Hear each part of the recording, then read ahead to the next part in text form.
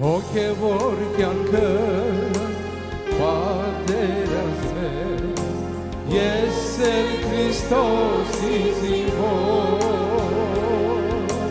Թեկուզ ունեմ շատ սխալներ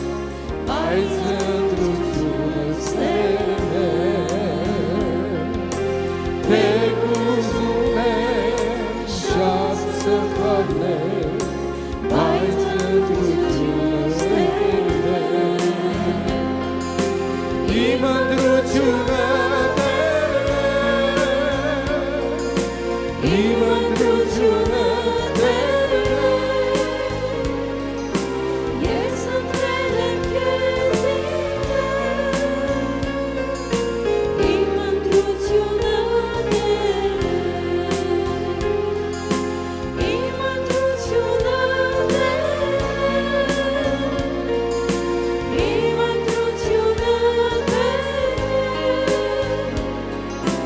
Ես ընտրել եմ քեզ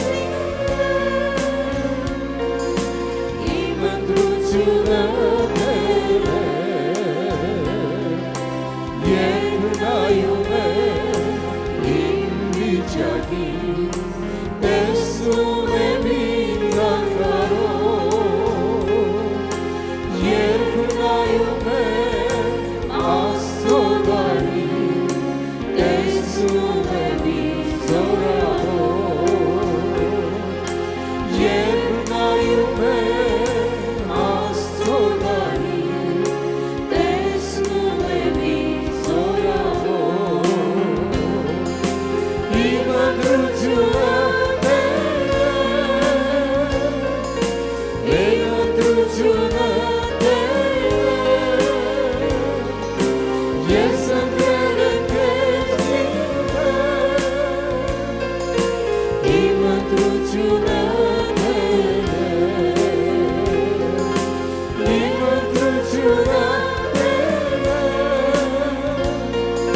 Մեր ընտրությունը Ես ընտրել եմ քեզ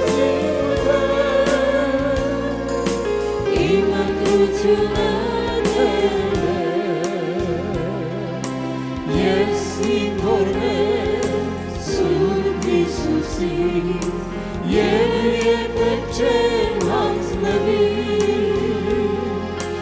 Ով հավատա Տեր Հիսուսի Թեև մեռնի պիտանի Ով հավատա Տեր Հիսուսի Թեև մեռնի պիտանի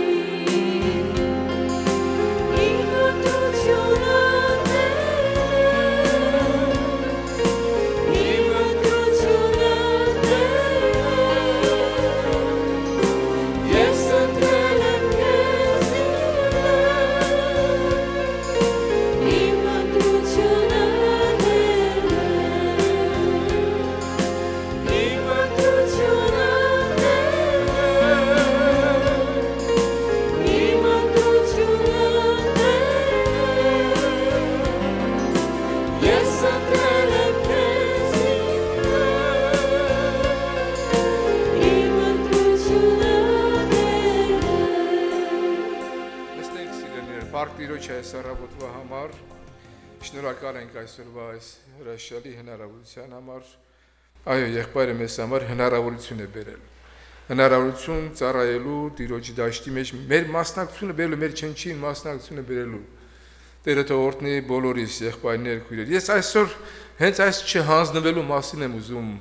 ուղղակի խոսել ձեզ հետ միասին, որ այո, կյանքում կարող են տարբեր իրավիճակներ հայտնվել եւ մարդը մի տեսակ այսպես հուսահատ վիճակի մեջ հայտնվի։ Եղբոր վկայությունը կարծում եմ, որ բավական քաջալերական էր ամեն մեկիս համար, թե ինչպեսի ճանապարհներով է անցել, բայց այսօր կանգնած է, որպեսզի շարունակի նորից Տիրոջ գործը։ Брат Сергей, пожалуйста, сюда, чтобы тебе переводили.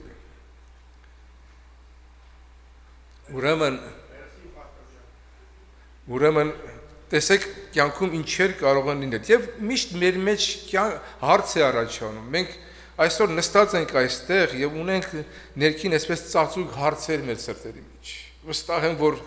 ունենք պարագաներ, որ երկար ժամանակ աղոթել ենք եւ մեր աղոթների պատասխանը դեռևս մեր աչքի երևույթով չենք տեսնում։ Ոմանք տեսել են փառք են տվել Տիրոջը, մենք շատ աղոթքի պատասխաններ ենք տեսել մեր կյանքի մեջ։ Ամեն եղբայրներ քույրեր։ Բայց կա պարագաներ, որ մենք երկար տարիներ աղոթում ենք եւ կարծեք թե երևույթապես պատասխանը չենք տեսնում, բայց նայելով Աստծո խոսքին, ինչպես Տեր Հիսուս ասում էր, խնդրեցեք եւ պիտի տրվի ձեզ, փնտրեցեք եւ պիտի գտնեք, դուռը զարկեք եւ պիտի բացվի ձեզի։ Սա Տիրոջ խոսքն է։ Եվ այն ունի իհարկե տրամաբանական նաեւ շարունակություն, որտեղ ասում է ամեն ով որ կխնդրե կառնե, ով որ կփնտրե կգտնե եւ ով որ դուռը կզարկե պիտի բացվի նրան։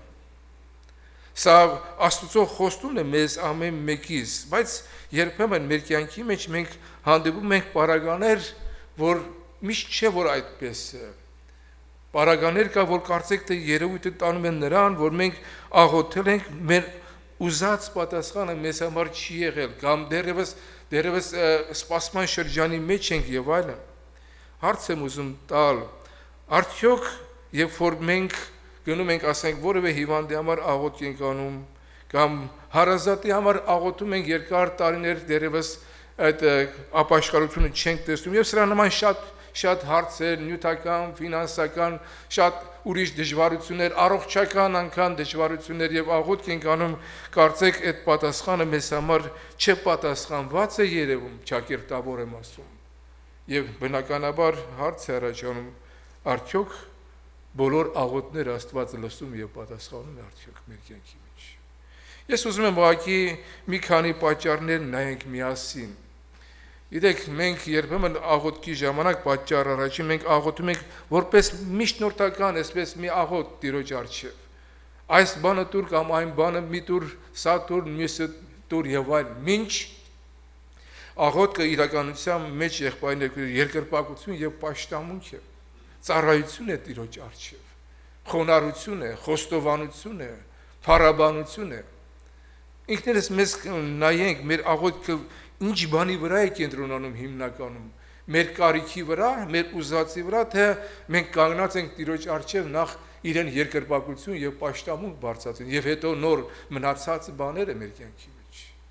Երբեմն նաեւ այս աղոթքի պատասխանը երկարում է մեր կյանքի մեջ, Աստված մեզ տանում է հենց այդ ուղղությամբ, որ մինչեւ որ մեզ հասցնի այդ երկրպագության ուղղակի գահի առջև սովորենք Տիրոջը երկրպագել եւ պաշտել։ Որովհետև եթե մենք ինչ-որ բան աղոթացի պես ստանում ենք, մենք շուտով մոռանում ենք, թե Աստված մեր կյանքի մեջ ինչ է արել։ Դրա համար է Դավիթը անդրադառնում ասելով, որ օրհնիր Տերը ով իմ անձս եւ նրա բոլոր բարերարությունները մի մոռացիր։ Մենք կանգնում ենք երբեմն նման հարցերի առջև եւ մեզ համար երբեմն նաեւ հարց է առաջանում, ինչու այս կամ այն աղոթքը մեր կյանքի մեջ չի լսվում, կարծեք թե։ Բայց Ֆիլիպեցիս 4 գլխի 6-րդ համարի մեջ տեսեք Պողոս առաքյալը ինչ է սովորեցնում մեզ ամեն մեկիս ասելով. Ոչ մի բանի համար հոգ մի արեք, հապա ամեն բանի մեջ աղոթքով ու աղաչանքով, տեսեք ինչքան բաներ կա, գոհությունով մեկտեղ ձեր խնդրվածքը Աստծո հայտնի լինի։ Ոչ մի բանի համար հոգ մի արեք, եւ Աստծո խաղաղությունը, որ ամեն մտքից վեր է, ձեր սրտերը ու մտքերը Հիսուս Քրիստոսով պիտի պահպանե։ Գիտեք, շատ ժամանակ կա այսպիսի փորձառություն, երբ որ մարդը դեռևս աղոթքի պատասխանը չի արել, բայց շարունակում է աղոթել եւ հանկարծ գալիս է Աստվածային խաղաղություն մարդու էության մեջ, որ ամեն մտքից վեր է, եւ այնտեղ է հոգեվոր մարդը հասկանում, որ աղոթքը լսվել է, աղոթքը պատասխանվել է, մնում է որ ժամանակը իր խոսքը ասի մեր կյանքի մեջ։ Եվ իհարկե երկրորդ պատճառը, որ մենք մինչ աղոթում ենք կամ մեր աղոթքի մեջ մենք կարծեք թե պատվերով ենք աղոթքան։ Կներեք ավելի այսպես համարձակ խոսքի համար։ Մենք Տիրոջը պատվերում ենք, ասում ենք այս բանը այսպես խնդրեմ պատասխան տուր, այս ժամանակին պատասխան տուր, իմ ուզած ձևով պատասխան տուր։ Մինչ Աստված ինքնիշխան Տեր է։ Նրա կամքը տիրում է ամբողջ տիեզերքի մեջ։ Երբ որ մենք հայրմեր ենք ասում ենք քո կամքը լինի ինչպես երկնքում, այնպես երկրի վրա, բայց մեր բուն խնդրվածքի աղոթքի մեջ սա չի մտնում կարծեք թե։ Եվ մենք փորձում ենք կարծեք թելադրողի դերում լինել եւ ասել, որ այս բան այսպես տուր, այս ժամանակին տուր եւ այս կերպով տուր։ Մինչ Աստծո խոսքը ասում է, որ իմ խորհուրդները ձեր խորհուրդները չեն, իմ ճանապարհները ձեր ճանապարհները չեն։ Ապա որչափ որ արևելքը արևմուտքից է հեռու, որչափ որ երկինքը երկրից է հեռու, այնքան իմ խորհուրդները ձեր խորհուրդներից եւ իմ ճանապարհները ձեր ճանապարհներից այն կողմ է։ Տերը թողորտնի մեզ ամեն մեկից։ Հիշենք Հովնան մարգարեին։ Հովնանը երբ որ չէր ուզում գնալ Նինվե եւ մարդկանց ապաշխարություն քարոզել, ուներ ինչ որ պատճառներ։ Նա իր սրտի մեջ մտածում էր, որ արդյոք Աստված պիտի լսի այս ժողովրդի աղոթքը կամ իմ կարճ քարոզությամբ 120,000 մարդ պիտի դարձի գա եւ ապաշխարի եւ ի դժբախտություն Հովնանի սրտի, որովհետեւ նա դժգոհ էր նստած, վերջում տեսա, որ ամբողջ մի ազգ թագավորի գլխավորությամբ զղջացին եւ ապաշխարեցին։ Այսինքն Հովնանի ուզածը դա չէր։ Չգիտեմ ինչ խնդիր ունեին հрьяաները Նինվեի ժողովրդի հետ, բայց եւ այնպես տեսա, որ մի ամբողջ ազգ փրկվեց։ Եվ Տերը խոսեց Հովնանին ասելով. դու ասում եմ մի դետմենի համար տրտնեցիր, երբ որ որդը ուղարկվեց եւ դետմենին չորացավ եւ արևը սկսեց զարկել իր գլխին, բայց ասում եմ մի ամբողջ ժողովուրդ փրկություն ունեցավ քո քարոզչությամբ, որոնք աչը ձախից զանազանել չգիտեն։ Ուրեմն այսպիսի իրավիճակներ կա, եղբայրներ, քույրեր, օրինակները շատ են Աստծո գերիշխանության։ Եթե մենք ասենք, որտեղ մենք մոռացված հավատացյալներ ենք, ովքեր ենք մենք Սուրբ Գրքի սուրբերի հետ համեմատած, բայց իրականության մեջ այդպես չէ։ Փորձենք նայել Աբրահամի կյանքի մեջ, Աբրահամը խոստում ուներ, չէ՞, սերունդ ունենալու եւ ազգերի հայր կոչվելու, իր սերունդը երկնքի աստղերից ավելի ծովի ավազից շատ լինելու, բայց տեսնում ենք, որ Աբրահամի կյանքի մեջ սա չկար։ 75 տարեկան էր, նա դեռ զավակ չուներ եւ Տերը հայտնվեց նրան ասելով. արի եւ երկինք նայր եւ տես աստղերի կարող ես համրել, այդչափ էլ քո սերունդը պիտի լինի։ Աբրահամը հավատաց 75 տարեկանում եւ այդ հավատքը իրեն արդարություն համարվեց, բայց մենք նորից տեսնում ենք, որ պատասխանը անմիջապես չկա իր կյանքի մեջ։ Ստիպված լսելով իր կնոջը Սարային Հագարի միջոցով սերունդ ունեցավ Իսմայելին, կարծելով, որ դա է լուծումը, բայց նորից մենք տեսնում ենք, որ 99 տարեկանում Աստված հայտնվում է Աբրահամին եւ ասում է, որ դու որդի պիտի ունենաս, քո սերունդը Իսմայելի միջոցով չպիտի լինի, խոստումը Իսմայելի միջոցով չպիտի լինի։ Աբրահամը գուցե մոռացել էր արդեն այդ մասին աղոթելուց, բայց Աստծո խոստումները այո եւ ինչ են, ամեն են, եղբայրներ, քույրեր։ Եվ դա նույնիսկ Աբրահամին ծիծաղելի թվաց, որ այդ տարիքում, երբ որ կինը 90 տարեկան է եւ ինքը 99 տարեկան որդի պիտի ունենա։ Եվ այդ ծիծաղը, այդ խնդությունը իրապես իրագործվեց 1 տարի հետո Իսահակին շնորհով, որովհետև Իսահակն է թարգմանում է խնդություն, եղբայրներ, քույրեր։ Ինչ ենք մենք տեսնում, եղբայրներ, քույրեր, որ Աստծո խոսքը, խոստումները այո եւ ամեն են։ Ժամանակի սուղության պատճառով համարներին չեմ անդրադառնում, բայց դուք այդ բոլոր դեպքերը գիտեք։ Դառնանք Հովսեփին։ Հովսեփը, որ մանկուց ի վեր Աստծուց ընտրյալ մեկն էր, նա երաժշտեցնող էր, նույնիսկ ծաղրվում իր եղբայրների կողմից, որ իր եղբայրները պիտի գան մի օր եւ իրեն առջեւ պիտի խոնարհվեն, եւ բանը երբ որ հասավ ծնողներին, Հակոբն էլ վրդովվեց, գիտեք։ Ասաց ուրեմն մենք ամբողջ ընտանիքով պիտի գանք եւ քեզ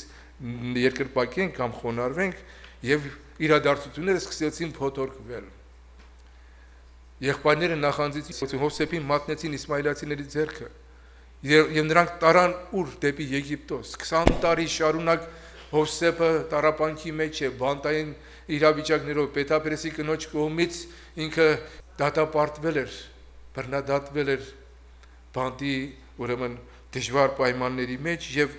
ինչ է Աստծո խոսքը մեզ հիշեցնում։ Եթե բացեք ծննդոց այդ համարները կտեսնեք, որ ամեն անգամ երբ որ Հովսեփը դժվարին կացության մեջ էր, Աստծո խոսքը ասում է, սակայն Աստված Հովսեփի հետ էր։ Աստված Հովսեփի հետ էր։ Ինչ է բանտային վիճակը, տառապանքները, դա ինչ ապացույց է տալիս, որ Աստծո խոսքը հաստատում էր եւ ասում էր, որ Աստված Հովսեփի հետ էր։ Հովսեփը իր հույսը ամբողջությամբ դրել էր Տիրոջ վրա։ Գնալով մյուս աստվածաշնչյան, այսպես հսկաներից Մովսեսին նայեք։ Մովսեսը, որ իր ամբողջ կյանքը նվիրեց մի ժողովրդի, որը 2 միլիոնից գերազանցում էր, որպեսզի Եգիպտոսից հաներ դեպի Քանանու երկիրը, միտեղ սայթակում ունեցավ ուղղակի։ Երբ որ Մերիպայի ջրերի մոտ մեծ վեճ առաջացավ, թե արդյոք կարող է իրենց ջուր ապահովել անապատի մեջ, եւ Աստված Մովսեսին եւ Ահարոնին ասում է գնացեք գավազանով զարկեք լեռանը եւ այնտեղից ջուրը պիտի բխի ուղղակի։ Մեկ անգամ արել էր դա Մովսեսը, բայց երկրորդ անգամ Տերը նրան ասել էր, որ ոչ թե զարկի, այլ խոսիր։ Այստեղ հնազանդության շատ նուրբ պահ կար, որի մեջ պիտի Աստված իհարկե փառավորվեր, բայց Մովսեսն ու Ահարոնը սխալ ճանապարհով գնացին։ Եվ այս պատճառով մենք տեսնում ենք Աստծո խոսքի մեջ, որ Աստված խոսեց նույն պահին Մովսեսին եւ Ահարոնին ասելով, որ դուք Քանանու երկիր չեք մտնելու։ Կարելի է ասել, որ Մովսեսի համար դա բաղձանք էր, ոչ միայն խնդրվածք, այլ երազանք էր։ Վերջապես ինքն իր այդ բոլոր տառապանքները կրում, ժողովրդի բոլոր տրտունջները կրում, գալիս Տիրոջ առջև ընկնում, ամեն մի կարիքի համար Տիրոջ երեսը փնտրում, բայց եկել է պահը, որ Տերը ասում է, որ դու Քանանի երկիր չես մտնի։ Ես ընթերցում եմ երկրորդ օրինաց 3-րդ գլխի ուրեմն 23-րդ համարից։ Եվ այն ժամանակ ասում է Տիրոջը աղաչեցի եւ ասեցի, ով Տեր Եհովա, դու սկսեցիր քո ծառայից ցույց տալ քո մեծությունդ ու քո զորավոր ձեռքդ, որտեղ երկինքի մեջ կամ երկրի վրա ով է այն Աստվածը, որ քո գործերից եւ քո զորությանդ պես գործ անելու կարող լինի։ Շնորհ կարա, որ անցնեմ եւ Հորդանանի այն կողմը բարի երկիրը, այն բարի լեռը ու Լիբանանը տեսնեմ, բայց Տերը ձեր պատճառով ինձ սրդողելով իմ խնդիրքս չընդունեց եւ Տերը ինձ ասեց. «Ալ հերիք է քեզ, մեկ անգամ էլ այդ բանը ինձ չասես։ Փասկայի գագաթը ելիր ու դեպի արևմուտք եւ հյուսիս եւ հարավ եւ արևելք աչքերդ վերցրու, քո աչքերով դիտե, քանզի դու այս Հորդանանեն պիտի չհասնես»։ Տեսնում եք ինչպեսի պատասխան ուրեմն Մովսեսի համար։ Նույն միտքը մենք տեսնում ենք օրինաց 34-րդ գլխի մեջ, 4 եւ 5-րդ համարների մեջ, որտեղ Տերը նորից ասում է, եւ Տերը նրան ասեց. այս է այն երկիրը, նույն լեռան վրա հանելով, որի համար Աբրահամի, Իսահակի ու Հակոբի երդում արեցի ասելով, քո սերունդդ պիտի տամ նրան, ահա քո աչքերը ցույց տվեցի, բայց դու այնտեղ պիտի չմտնես։ Եվ այսպես Տիրոջ ծառան Մովսես այնտեղ Մովաբի մեջ Տերոջ ասացի պես նա մեռավ, այսինքն Տերը նրան իր ձեռքերով անգամ թաղեց, բայց հետևությունը ինչ է, եղբայրներ քույրեր։ Եթե Աստված մերժել էր Մովսեսին, դա արդյոք նրա համար բարի էր, թե ոչ։ Արդյոք Աստծո ծրագիրը կատարվել էր Մովսեսի կյանքի մեջ, իհարկե այո։ Որտեղ Մովսեսը տարիքը առաջացած արդեն 120-ի հասած, նա այլևս կարող մեկը չէր ժողովրդին առաջներտել, հետևաբար Հեսուն պիտի գալ նրան փոխարինելու։ Մովսես այնքան Աստծո առջև մեծ վարձքի արժանացած մեկն էր, որ մենք տեսնում ենք, որ Տերը իր ձեռքերով նրան թաղեց։ Եվ Մովսեսի մարմնի համար մեծ պատերազմ եղավ հոգևոր դաշտի մեջ, Գաբրիել հրեշտակապետի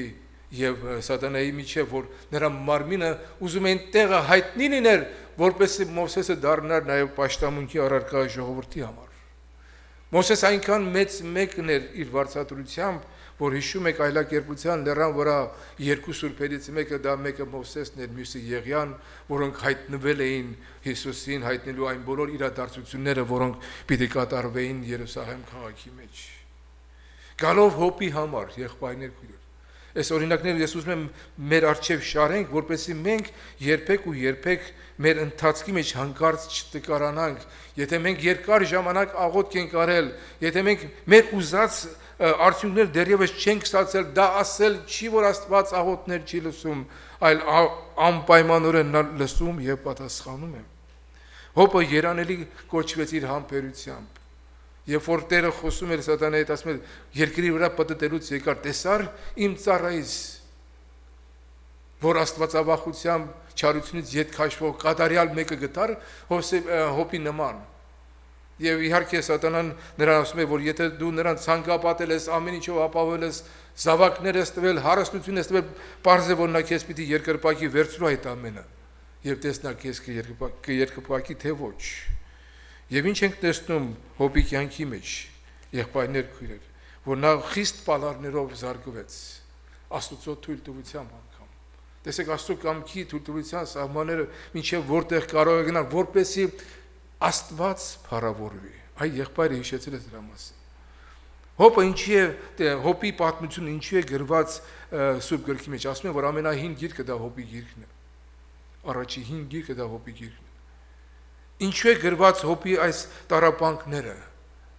որպեսզի մարդ արարածը գիտակցի, որ Աստծո գործելակերպը մեր խորհուրդներից այն կողմ է, որ Աստծո հավատարիմ մնալու սահմանները մեր երևակայությունը չեն։ Երբ որ մենք կանգնում ենք միտեղ, ասում ենք, այլևս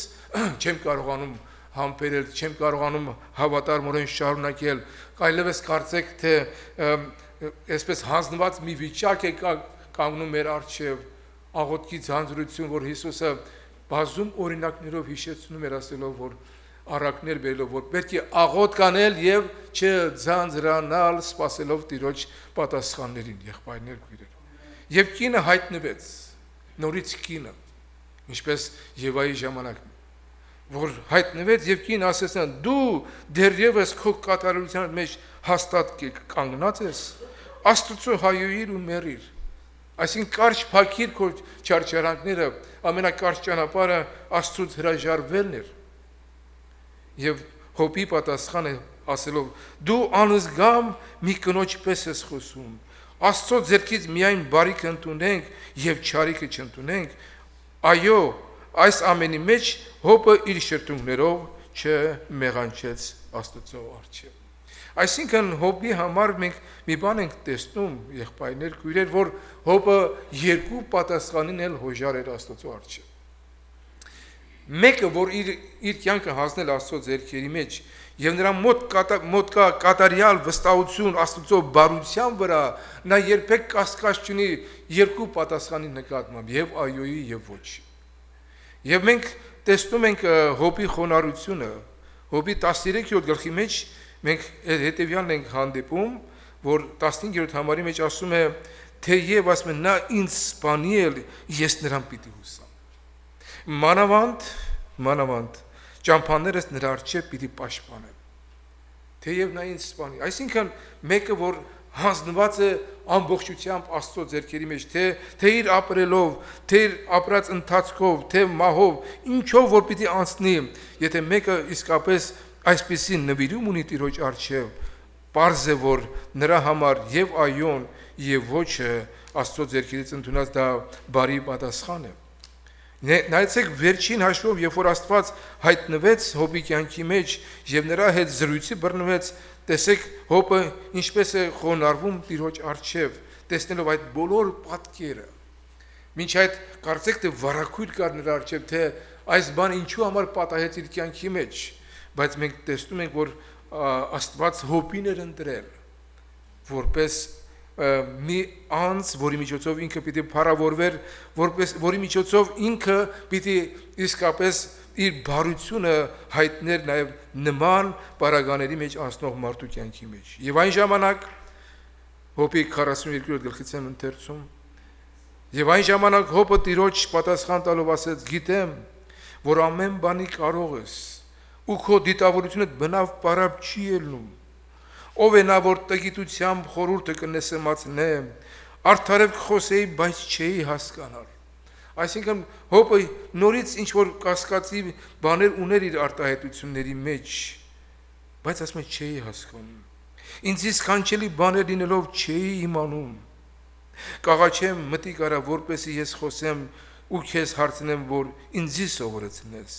Ես քո մասիդ ականջի լսելով էի լսել, բայց հիմա աչքս քեզ կտեսնե։ Իմ աչքս ասում է քեզ կտեսնե, ով Տեր։ Եվ նրա համար իմ անձս կարհամարեմ հողի ու մոխիրի վրա կզղջամ։ Եղբայրներ, քույրեր, Աստված բոլոր պարագաների մեջ ճշմարիտ է։ Իսկ մարդը իր էությամբ միշտ սխալականը դուրս գալիս, ինչպես Պողոս առաքյալը միտեղ ասում է, թող Աստված ճշմարիտ լինի եւ բոլոր մարդիկ սուտ։ Աստված երբ որ մի ինչ ճանապարհներով է անցկացնում, վերջում հանում է մի այնպիսի լուծման առջև է կանգնացում, որ մենք ինքներս էլ ենք զարմանում, թե Աստված ինչ հրաշքներ է գործել մեր կյանքի մեջ։ Թող Աստծո անունը փառավորվի։ 12-րդ համարի մեջ մենք տեսնում ենք, որ Տերը հոպի վերջը առաջինից ավելի օրհնեց, այնպես որ 14000 ոչխար ու 6000 ուղտ, 1000 զույգ ես եւ 1000 մատանք էշ ունեցավ եւ նրան 7 տղա եւ 3 աղջիկ ծնեցին։ Այսինքն նույն բանը իր կյանքի մեջ վերականգնվեց, եղբայրներ, քույրեր, ավելիով օրհնելով առաջվանից ավելի։ Եթե գնանք մեր փրկչի Հիսուսի օրինակին, եղբայրներ, քույրեր, որ մեր կատարյալ օրինակն է, մեր հավատքի առաջնորդը եւ կատարողը, մենք տեսնում ենք, որ Գեթսեմանի մեջ Տեր Հիսուս աղոթք է բարձրացնում։ Ասում է. Հայր, եթե կարելի է, այս գավաթը ինձանից անցկացրու։ Նա կատարյալ մարմին ունենալով, կատարյալ մարդ լինելով, նա կանգնած էր մեղքի եւ մահվան առջև, ամբողջ դժոխքը դրա առջև էր։ Բայց նա աղոթում էր, ասում էր. Հայր, եթե կարելի է, բայց ոչ թե իմ կամքս, հապա քո կամքը թող լինի։ Այս սա է հասուն հավատացյալի վիճակը, երբ որ նա իր բոլոր հարցականների մեջ, իր բոլոր սպասումների մեջ ունի այսպիսի վստահ որոշում, որ թող լինի Աստծո կամքը եւ ոչ թե մեր կամքը մեր կյանքի մեջ, եղբայրներ, քույրեր։ Եթե մեր կամքին լիներ, եղբայրներ, քույրեր, մենք այսօր որտեղ պիտի լինենք, բայց Աստծո կանխավ գիտությամբ, Աստծո կամքի հրաշալի ողորմությամբ հավիտենական դարերից առաջ Աստված մեզ ընտրեց, կանչեց, արդարացրեց, փրկեց, սրբեց եւ պատրաստում է մեծ փառավոր օրվան Տիրոջ անունը փառավորվի։ Ուրեմն հարց, միթե Աստված չի լսում աղոթներ։ Տեսեք, Եբրայեցիների թղթի մեջ ես շարունակությունը կարդամ։ Երբ որ Հիսուսը մեծ տառապանքի ասում է, որ իր մարմնի օրերով, Եբրայեցիս 5:7, որ իր մարմնի օրերը ասում է, սաստիկ գոչումով, արցունքով, աղոթք եւ աղաչանք մատուցանեց անոր, որ կարող էր իրեն մահվանից ազատել, լսվեց իր բարեպաշտության պատճառով։ Հիմա երևույթին եթե նայում ենք, եղբայրներ, քույրեր, մինչև իսկ հարությունը, մենք տեսնում ենք, որ նա աղոթք եւ աղաչանք բարձրացրեց Գեթսեման պարտեզի մեջ։ Անգամ խաչի վրա աղաղակ բարձրացրեց, ասելով. Աստված իմ, ինչու ինձ թողոցիր, որովհետև բաժանություն տեղի ունեցավ մեղքի պատճառով։ Եվ մենք տեսնում ենք, որ Աստծո խոսքը ասում է, որ նրա բարեպաշտության պատճառով լսվեց իր աղոթքը։ Երևույթ ասում է, որ նա խաչի վրա մահացավ, անօգնական եւ ուրիշ ոչինչ։ Բայց իրականության մեջ նրա աղոթքը լսվեց, որովհետև Աստված նրան երրորդ օրը մեռելներից հարություն տվեց եւ չթողեց, որպեսզի նրա մարմինը ապականություն տեսնի, եղբայրներ, քույրեր։ Մենք այս փաստը տեսնում ենք, եղբայրներ, քույրեր, ուրեմն Աստված միթե աղոթներ չի լսում եւ չի պատասխանում։ Իհարկե լսում է։ Ուղղակի նորից եմ ուզում մեզ բոլորիս հիշեցնել, որ Աստված ունի իր կամքի սահմաններում եւ այո եւ ոչ։ Եթե այո, նորից օրհնյալ լինի իր կամքը, եթե ոչ, նորից օրհնյալ լինի իր կամքը։ Ինչպես սկզբում ասացինք, եղբայրներ, քույրեր, որ Հիսուս սովորեցնում էր ասելով, որ խնդրեցեք եւ պիտի առնեք, փնտրեցեք եւ պիտի գտնեք, դուռը զարկեք եւ պիտի բացվի ձեզ։ Սա խոսում է ինչի մասին։ Խոսում է նրա մասին, որ հավատացյալը պիտի շարունակական իր ընթացքի մեջ լինի։ Եթե խնդրեցիր, գտար, շատ լավ։ Եթե փնտրեցիր եւ երկար ես փնտրում, բայց կա գտնելու ողորմություն։ Իսկ եթե դուրն ես զարկում, Ինչի մասին է խոսում։ Դա հարատևության մասին է խոսում։ Այնչի օրինակ Հիսուսը որբևարի օրինակը բերեց։ Մինչ այդ ես ընթերցեմ Ղուկաս 11, որտեղ Հիսուս նույն միտքը շեշտելու համար օրինակ է բերում։ Ասում է ձեզանից ով է այն, որ բարեկամ ունենա եւ կես գիշերվա մեջ գնա նրան եւ ասե բարեկամ ինձ 3 նկանակ փող տուր, որտեղ իմ մեկ բարեկամը ճամփայից ինձ եկավ ու բան չունեմ նրա առջև դնելու։ Նա էլ ասեց նրան ինձ մի հոգնեցիր, արդեն դուռը փակել եմ, տղաներս իմ մոտս են անկողնուց մեջ եւ չեմ կարող ելնել ու քեզ հաց տալ։ Ձեզ եմ ասում, թե եւ բարեկամության համար չելնե տա նրան, սակայն նրա թախանձանքի համար, տեսեք թախանձանքի համար պիտի ելնե ու պետք եղածը պիտի տա նրան։ Թախանձանքի համար։ Ես էլ ասում եմ ձեզ, խնդրեցեք եւ պիտի տրվի ձեզ, փնտրեցեք եւ պիտի գտնեք, դուռը զարկեք եւ պիտի բացվի ձեզ, որովհետեւ ամեն ով որ կխնդրե կառնե եւ ով որ կփնտրե կգտնե եւ ով որ դուռը կզարնե պիտի բացվի նրան։ Եվ մեկ ուրիշ տեղ Տեր Հիսուս ասում է, եթե նույնիսկ երկայնամիտ է լինի, ձեզ եմ ասում 18-րդ գլխի մեջ որբևարի առակի վերջավորությանը, տեսեք Հիսուսը ինչ է ասում։ Երբ որ որբևարին անդադ գնում էր եւ ասում էր ինձի իրավունք արա, իմ իրավունքս պաշտպանի, եւ այս դատավորը, որ ասում էր ոչ մարդկանցից էր ամանչում եւ ոչ էլ Աստծուց էր վախենում, Տեր ասեց, լսեցեք անիրավ դատավորը ինչ է ասում, թեև Աստծուց չեմ վախենում, մարդկանցից չեմ ամանչում, գոնե այս որբևարին ինձ ցանցրացնելու համար իրեն իրավունք անեմ, որպեսզի չգա եւ ամեն ժամանակ ինձ թախանձե։ Հապա ասում է Աստված իր ընտրյալներին իրավունք պիտի չանե, որոնք ցերեկ ու գիշեր իրեն կաղաքեն, թեև երկայնամիտ է լինե։ Ձեզ եմ ասում, թե շուտով նրանց իրավունք պիտի անե, բայց որդի մարդու երբ գա, արդյոք հավատք պիտի գտնե երկրի վրա։ Ինչ է մեզ հարկավոր, եղբայրներ քույրեր։ Մենք այսօր իրավիճակներով ենք անցնում, մենք տարբեր ընթացքներով ենք անցնում, շատերիս համար նորից եմ կրկնում, նույնիսկ դադարել են ոմանք իրենց կարիքների համար շարունակական աղոթել, մտածելով, որ դե արդեն աղոթել եմ, եթե Աստված մեր աղոթքին պատասխանած լինի, պիտի մինչև հիմա պատասխանած են, բայց այդպես չէ։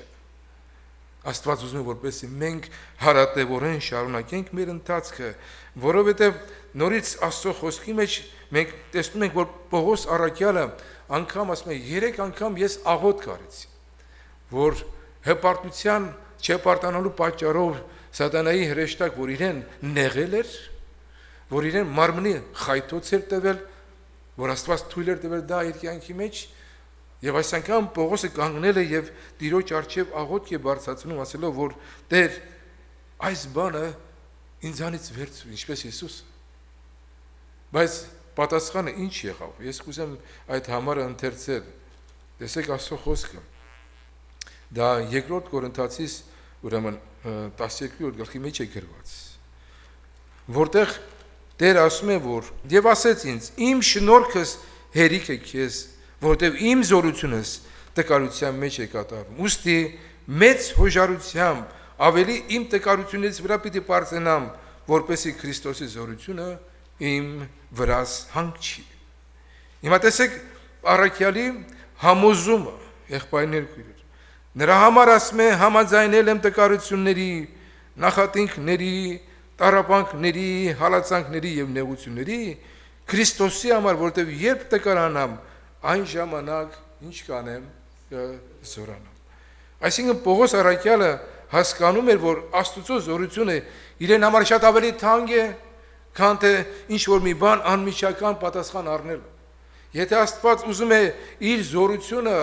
իմ եւ քո կյանքի տկարության մեջ ցույց տալ, ուրեմն օրհնյալ լինի իր կամքը։ Ամեն Աստծո ժողովուրդ։ Եթե Աստված ունի այլ ճանապարհներ, նորից օրհնյալ լինի իր կամքը։ Սա հոգևոր կյանքի այն պատերազմն է, այն ընթացքն է, որի միջով մենք անցնում ենք։ Մենք ամենքս ունենք խնդիրներ, ամենքս ունենք դժվարություններ։ Ես մի հատ դեպուկ օրինակ բերեմ, որը գրված է Գործք առաքելոց 12-րդ գլխի մեջ։ Շատ դեպուկ օրինակ է, գուցե մենք կարդացել եւ անցել ենք, բայց տեսեք տարբերությունը, կոնտրաստը նայեք։ Առաքյալներից երկուսը, մեկը Հակոբոսը, մյուսը Պետրոսը։ Մեծ հալածանք է սկսվել Հերովդեսի կողմից։ Եկեղեցին աղոթում է առաքյալների համար եւ անդադար է աղոթում։ Տեսնում ենք, որ այն ժամանակ ասում է Հերովդես թագավորը սկսեց եկեղեցի մեկ քանիները չարչարել։ Հովանեսի եղբայրը Հակոբոսը, երկվորյակ եղբայրներ են, գիտեք, Հովանես առաքյալը եւ Հակոբոսը, սրով սպանվեց։ Տեսնելով, որ հրյաներին հաճելի է, Պետրոսն էլ բանտը դրեց։ Բաղարջերկիրքի օրերն էր եւ նրան բանտը դնելով 4 կարգ 4-ական զինվորներ հանձնեց, որպեսզի պահեն եւ կուզեր զատկից հետո ժողովրդին հանել նրան։ Պետրոսը բանտի մեջ պահված էր, բայց եկեղեցին անդադար աղոթ կներ Աստծո նրա համար։ Հիմա երկու տարբեր անձիկ, մեկը Հակոբոսն է, հիշում եք Հովանեսի եւ Հակոբոսի մայրը, Զեբեդյան եղբայրների մայրը մոտեցավ, չէ, Հիսուսին ասեց՝ մի խնդրանք ունեմ, որ կուզենք, որ քո թագավորության հետ մեջ այսիմ զավակներից մեկը քո աջ կողմը, մյուսը ձախ կողմը լինի։ Բավականին լուրջ բան է, ինչ է աղոթում։ Եվ ինչ պատասխանեց Հիսուս, ասեց՝ այն գավաթը, որ ես պիտի խմեմ, կարող եք խմել։ Եվ երեք, երբ որ այս նյութի վրա էի, այդպես մտածում էի, ասում էի, հետաքրքիր է, ինչու Հակոբոսին թույլ տրվեց սրով սպանվելու, նահատակվելու։ Հանկարծ միտք բացվեց։ Ասում եմ, չէ՞ որ Հակոբոսն ու Հովանեսն էին, որ եկել են եւ մեծ այդպես ժառանգություն էին խնդրում, մեկը աջ կողմ, մյուսը ձախ կողմ։ Իսկ գիտեք, սեղանի տակ եղողները ովքեր են։ Տիրոջ առջև սեղանի տակ եղողները, կամ անմիջապես Տիրոջ մոտ եղողները, նահատակներն են իհարկե։ Դերևս Հակոբոսի սրտի մեջ մեծ բաղձանք ավելի շատ էր։ Ես ուղղակի այսպես ենթադրում եմ, մարդկորեն գուցե սխալվեմ, բայց Հակոբոսին թույլ տրվեց, որպեսզի երիտասարդ մի առաքյալ եղբայր սրով սպանվի։ Իսկ Պետրոսին կրկնակի շղթաներով, զինվորներով շրջապատված, որևէ հնար չկա, որպեսզի Պետրոս այնտեղից դուրս գա, Տիրոջ հրեշտակը գալիս է կողը խոթելով, նրան ասում է բերկած հողաթափերը հագիր, շորերդ հագնվիր եւ հետևիր ինձ։ Դուրը ասում է ինքնուրույն բացվեց, քնած զինվորների միջով անցավ միջև քաղաքի դուրս հանելով Պետրոսը ասում էր ես մտածում եմ որ սա մի տեսիլք է ուղղակի երազ է, բայց երբ որ դուրս եկա քաղաք նոր հասկացա որ ճշմարտապես Տերը իր հրեշտակը ուղարկեց եւ իրեն ազատեց Հերովդեսի ձեռքից, որին սպասում էր թերևս գլխատություն, ով գլխատում ով գիտե։ Ուրեմն այս երկու դեպքերը մեր կողք կողքի դնելով մենք հասկանում ենք որ Աստծո գործելակերպը տարբեր Աստծո հավիտենական կամքը եւ ծրագիրը տարբեր է յուրաքանչյուրիս կյանքի մեջ եղբայրներ քույրեր։ Մենք չենք կարող ինքներս մեզ համեմատությունների մեջ դնել, ասել այս քույրը, այս եղբայրը այս բան աղոթեց եւ Աստված իրեն անմիջապես պատասխանեց, բայց ես ուրեմ, չէ՞, այսպես ինքնաբերաբար մեր կյանքի մեջ հարցեր են առաջանում։ Լավագույնը Տիրոջ ձեռքերի մեջ հանձնվելն է։ Ոչ թե ընթացքից հետ հանձնվել տկարության, թուլության, այլ հանձնվել Տիրոջ ձեռքերի մեջ, եղբայրներ քույրեր։ Թող Տիրոջ անունը փառավորվի։ Եվ մենք տեսնում ենք, որ Հովանեսը նույն եռանդով շարունակում է Տիրոջը ծառայել եւ միակ աշակերտն էր, հիշեցեք, Հիսուսի խաչի առջև կանգնած։ Նա գայթակղված չէր, նա շփոթված չէր, թե ինչու Տերը թույլ տրվեց, որ իր եղբայրը սրով անցնի։ Հովանեսի ամբողջ թղթերը կարդացեք, նա խոսում է եղբայրասիրության մասին, նա սիրո մասին է խոսում։ Որ Աստված իրապես սեր է եւ նա ով որ Աստծո մեջ է բնակվում, նա Աստծո սիրո մեջ է բնակվում, թող Տիրոջ անունը փառավորվի։ Եվ վերջաբանի համար կուզեմ ձեր բոլորի առջև ներկայացնել, որ ես կարծում եմ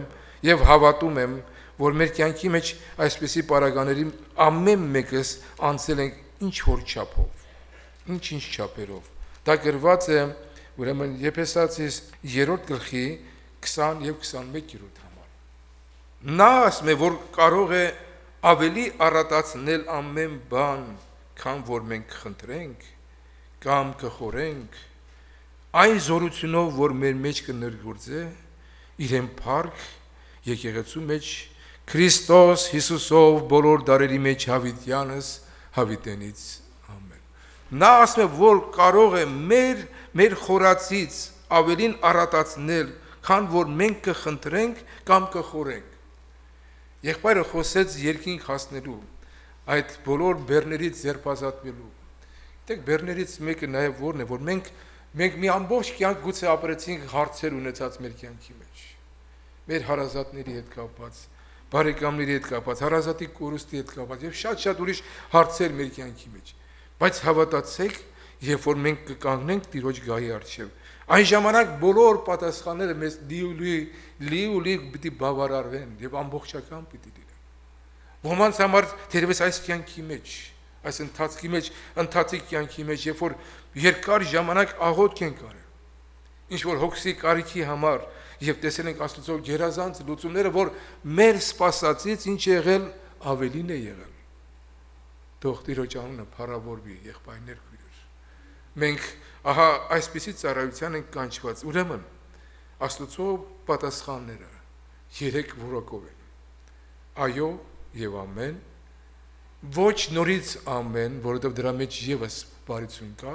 եւ սպասման շրջան կա, որին պետք է համբերությամբ եւ երկայնաբդությամբ սպասենք Տիրոջը։ Թող Աստծո անունը փառավոր։ Ավելավ է մենք Տիրոջ ձեռքերի մեջ հանձնվենք, քան թե սատանայի սուտ որոգայթների մեջ խափնվելով, որ քո Տեր Աստվածը քեզ մոռացել է։ Բայց տեսեք Դավիթի 42-րդ Սաղմոսը նայեցեք, որ ասում է ամեն օր ինձ ասում են ուր է քո Աստվածը։ Իմիջիալոց մի այդպես գործադեղ մի անձնավորություն կա, ճիշտ ինձ այս հարցով է գալիս միշտ մոտիկան։ Մեր ազգային խնդիրների շուրջ գալիս է հենց այս հարցը տալիս։ Գուցե Աստվածաշունչը ել կարդացել, ինձ ասում է ուր է քո Աստվածը, որ մեր ժողովուրդը այս վիճակի մեջ է։ Ասում է մեր ժողովուրդը կորցրել է իր Աստծուն։ Եթե գտնի նրան, անշուշտ նա մեծ ողորմություն պիտի ունենա։ Ամեն, Աստծո ժողով։ Եվ ասում է,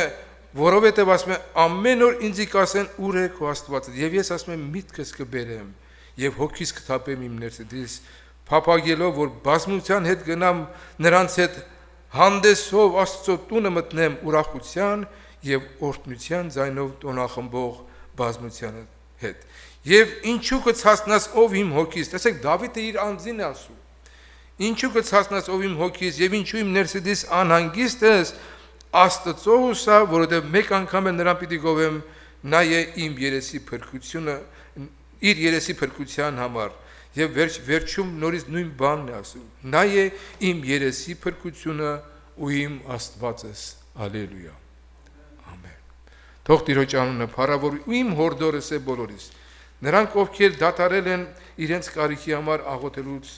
մտածելով, որ հաշտվելով այդ վիճակի հետ, ես հորդորում եմ, որ մենք շարունակենք մեր աղոթները, հարատևությամբ եւ առանց ձանձրանալու Աստծո կատարյալ կամքի վրա ամբողջությամբ մեր հույսը դնելով։ Թող Տիրոջ անունը փառավորվի, գանք Տիրոջ առջև երկեցողությամբ 55 համար երկով, որից հետո պիտի աղոթենք։